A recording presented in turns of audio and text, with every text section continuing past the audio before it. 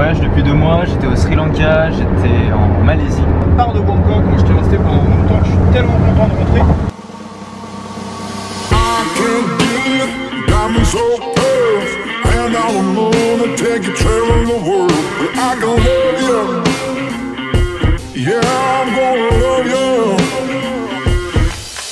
Je suis en train de faire mes bagages, je suis en train d'essayer de tout faire rentrer dans mon mini sac cabine. J'ai hâte de bouger vraiment parce que voilà, Bangkok c'est sympa, mais t'as pas le temps de t'immerger dans la ville en fait, c'est la ville qui t'engloutit. J'ai envie de repartir à l'aventure, j'ai envie de repartir un peu seul sur les routes. On se retrouve où ça? On se retrouve dans la voiture direction Pattaya. À tout de suite.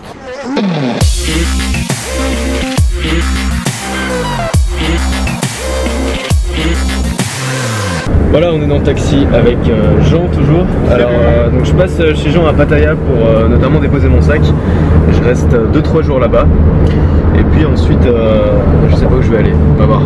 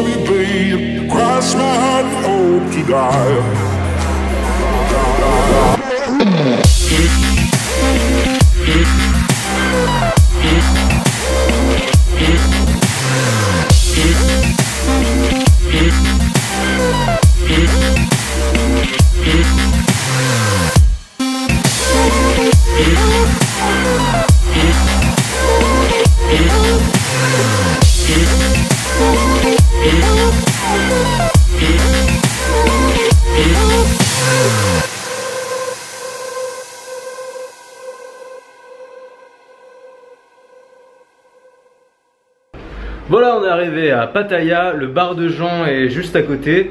On est dans un petit quartier en fait assez calme. Pattaya c'est une grosse ville, station balnéaire, où il y a un peu, bon voilà, il y a un peu tous les clichés de la Thaïlande ici. C'est assez folklorique quoi, et c'est ce que Jean me disait. Jean me disait ce qu'il aimait bien ici, c'était que les gens, c'était tous des personnages. Quand on vit ici, je pense qu'il y a des trucs à voir tous les jours vraiment. Alors, je vous fais un petit 360 de ma vue, de la rue. Donc bon, c'est vraiment une ville qui vit la nuit hein. Ce soir, je sors pas parce que je suis crevé, je suis encore un petit peu malade quand même. Je sens encore un peu dans la gorge. Donc je sors pas. Mise au point, bordel. Voilà, donc pour vous dire à quel point je suis juste à côté. Voilà, là c'est le bar de Jean, le mixer bar, hein, celui-là. Pas le Boy Gaga, le Boy Gaga c'est les voisins. Jean il a le mixer bar qui était en fait à l'époque un restaurant à quiche et qui aujourd'hui est devenu un bar parce que simplement il y a plus de gens qui venaient pour le bar que pour les quiches. Voilà, pour la petite anecdote.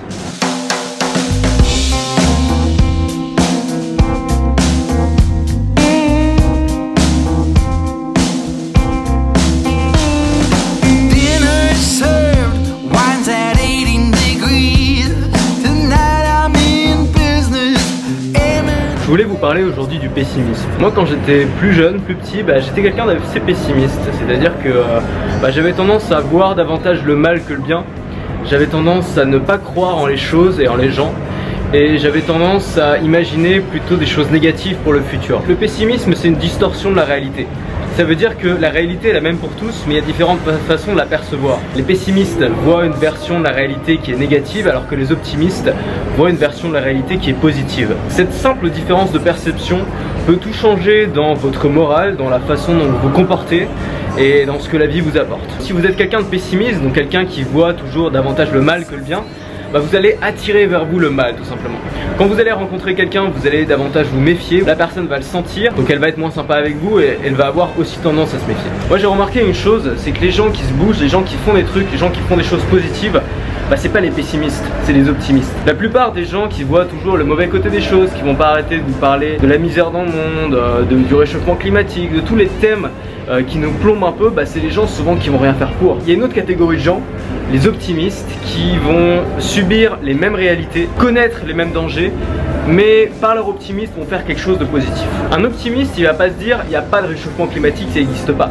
Ça c'est un négationniste. Un optimiste, il va se dire ok, le réchauffement climatique c'est la merde, mais il y a un avenir possible, mais on peut encore changer les choses, mais je vais agir pour changer les choses parce que je crois au monde dans lequel je vis, parce que je crois aux humains, parce que je suis quelqu'un de positif. Moi j'ai des amis optimistes, j'ai des amis pessimistes, et les amis pessimistes ils passent leur journée à gueuler sur Facebook et à partager des posts de merde, mais ils vont jamais se bouger pour faire quoi que ce soit. Les gens pessimistes vont souvent se contenter de critiquer, de casser ce qui est là, mais vont jamais se bouger les fesses pour faire changer les choses. Donc ce que j'essaie de vous dire, c'est que le pessimisme ne sert à rien.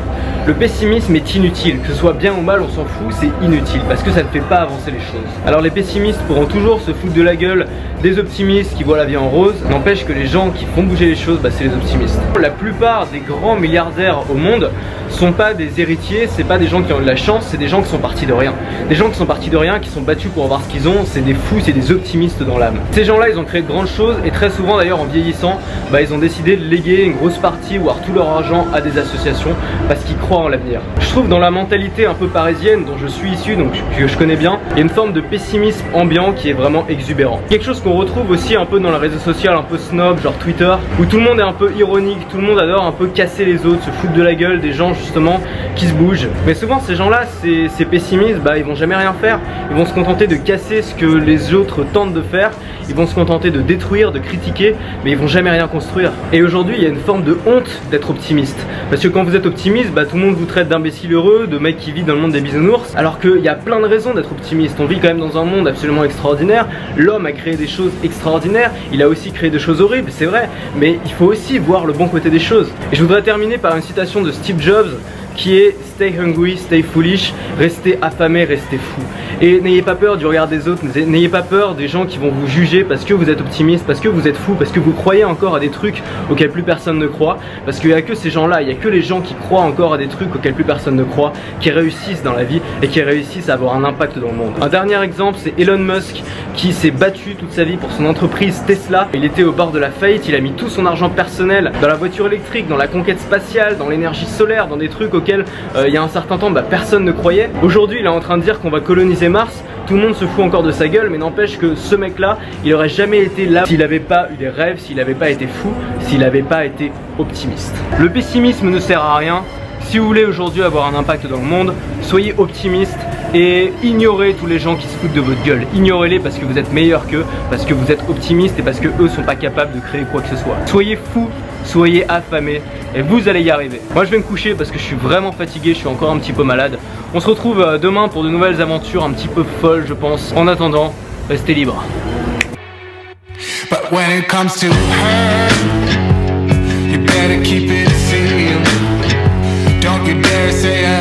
As I sit here in front of you as a 40-year-old man, I've never done laundry in my life. Now, I know you're judging me and I respect that, but I'm judging you because I'm way better at business than you are. Ça, c'est ce que je laisse ici. Et ça, ce petit truc tout léger, c'est toutes mes affaires que j'emporte. Toute ma vie tient là-dedans.